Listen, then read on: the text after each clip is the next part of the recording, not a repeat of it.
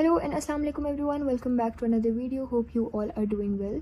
सो आज की video is about how to prepare maths for second annual exams. जो बच्चे इंप्रूवमेंट दे रहे हैं मैथ्स की स्पेशली, उन्होंने मुझे बहुत सारे मैसेज किए हुए थे कि मैथ्स की इंप्रूवमेंट पे बता दें कि हम कैसे तैयारी करें, क्या टिप्स हैं, हर चीज़ बता दें क्योंकि इम्प्रूवमेंट्स कट वाला टाइम है और इम्प्रूवमेंट्स बहुत करीब हैं. ऑलमोस्ट एक मंथ रह गया है और उसके बाद इम्प्रूवमेंट स्टार्ट हो जाएंगे. तो मैथ्स के जो स्टूडेंट्स हैं उनके मैसेजेस आए हुए थे कि हमें थोड़ा सा गाइड कर दे मैथ्स के बारे में. तो वैसे तो जब मेरे बोर्ड के एग्ज़ाम्स थे, हम सब के ऑब्वियसली फर्स्ट एनुअल जब था अप्रैल मई में, तो तब मैंने मैथ्स, फिज़िक्स, केमिस्ट्री हर एक पे बहुत डिटेल्ड वीडियोस बनाई थी. हर एक पे मतलब हर सब्जेक्ट की मैंने guidance, important topics, tricks and tips हर चीज़ दी हुई थी.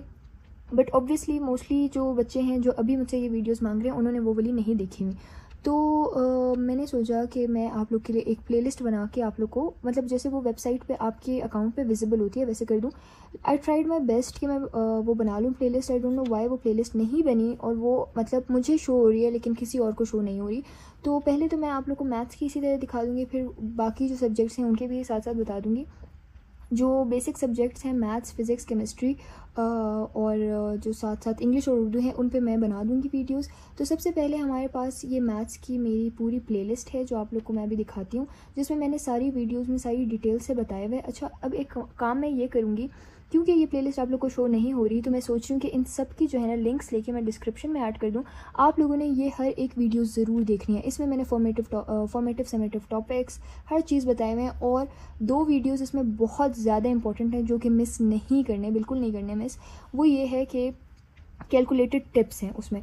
अभी मैथ्स का जो पेपर आया था ना उसमें शॉर्ट क्वेश्चंस में 3 से 4 ऐसे क्वेश्चंस थे जो इन टिप्स के थ्रू उनके आंसर्स निकल रहे थे. तो मतलब आप पेपर के बीच में 3-4 ऐसे शॉर्ट क्वेश्चंस जो कि 4-4 मार्क्स के होते हैं वो आप लोग वहीं बैठे बैठे कैलकुलेटर से सॉल्व कर सकते हैं इन टिप्स के ज़रिए.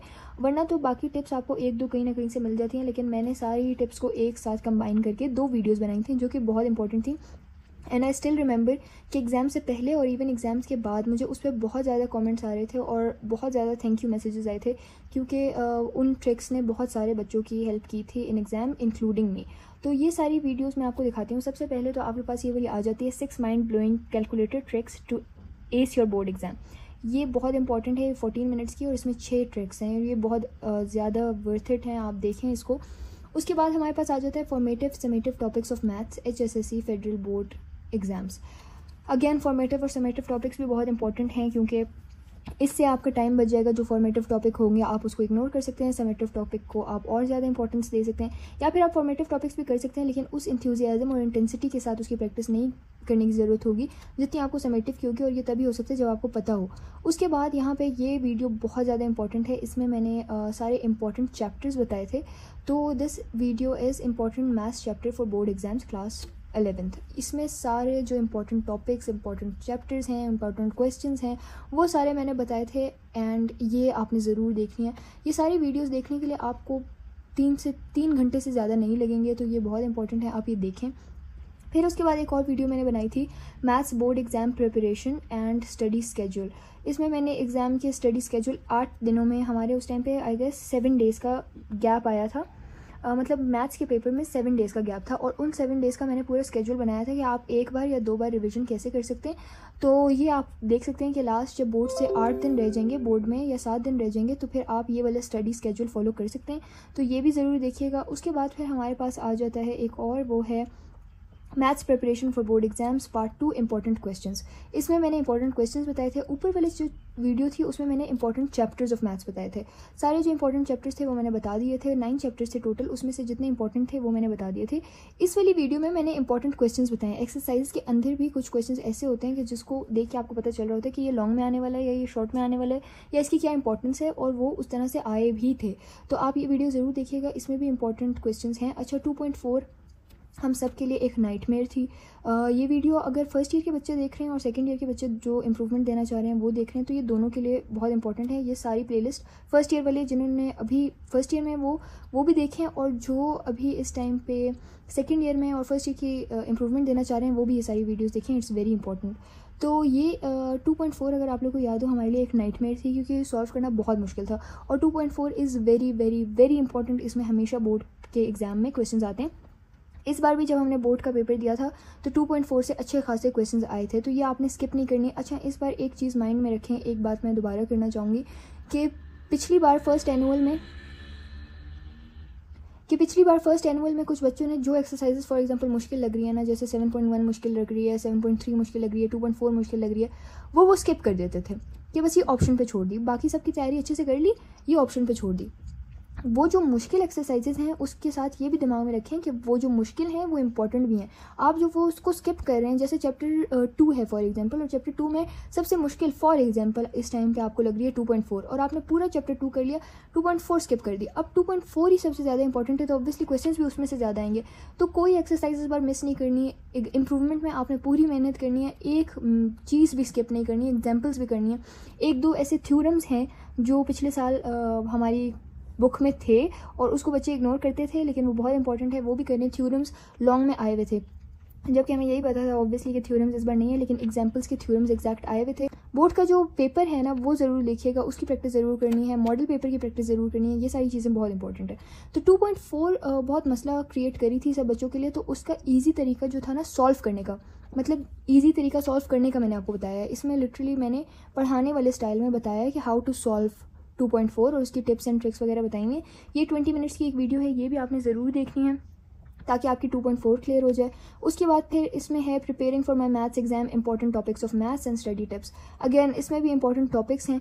देखिए मैंने 3 से 4 वीडियोस बनाई हुई हैं। एक वीडियो में मैंने इंपॉर्टेंट चैप्टर्स बनाए हैं, दूसरी वीडियो में मैंने इंपॉर्टेंट एक्सरसाइजेस बताई हैं, और तीसरी वीडियो में मैंने इंपॉर्टेंट एक्सरसाइजेस में जो इंपॉर्टेंट तरीन क्वेश्चन है ना वो भी बताए हैं। तो आप तीनों गौर से देखिएगा। उसके बाद फिर ये भी मैं मैथ्स पढ़ रही थी, इसमें भी मैंने बताई थी कुछ चीज़ें, वो देख लें।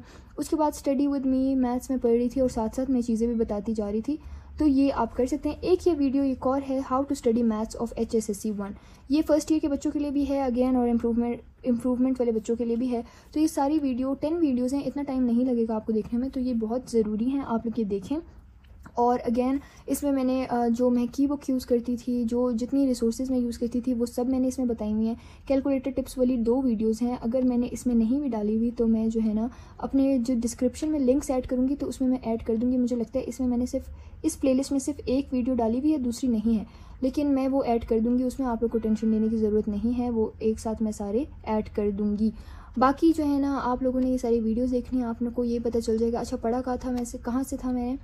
कहाँ था मैंने तो पढ़ा तो मैंने जो कैलकुलस कॉर्नर का पेज मैंने आप लोग को ऑलरेडी बताया हुआ है, उधर ही से पढ़ा था। ये देखें, ये भी है एक ये वीडियो है, 5 important tips for maths board exam. इसको भी मैं डाल लेती हूँ ताकि फिर मेरे पास एक जगह पे हूँ।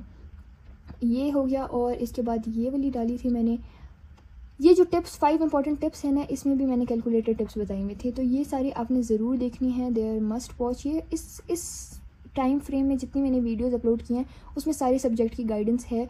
अगर आप 3 से 4 महीने पहले की वीडियोस में जाएं तो आपको यहाँ पे नज़र आ रहा होगा, इंग्लिश का एनालिसिस भी पोस्ट किए हुए हैं, इंग्लिश के सारे पेपर्स वगैरह, ये देखिए मैथ्स के भी पोस्ट किए हुए हैं, फिजिक्स के भी पोस्ट किए हैं, उर्दू, इस्लामियात, इंग्लिश, हर चीज़ का पोस्ट किया हुआ है। लेकिन खैर वो मैं आप लोग को दोबारा भी बता दूँगी, it's not a big deal. Again यहाँ पे भी ये आपको वीडियो नज़र आ रही होगी, maths preparation for board exams, ये भी मैंने ऐड कर देनी है अभी, और ये एडिड है, चलिए ठीक है। अच्छा, ये जो सारे इंपॉर्टेंट हैं कि आप लोग ज़रूर देखें, ज़रूर वीडियो देखें। और जो तैयारी की थी मैंने वो कैलकुलस कॉर्नर से मैंने मैथ्स समझी थी, उसके बाद उसकी एक्सेसिवली प्रैक्टिस की थी।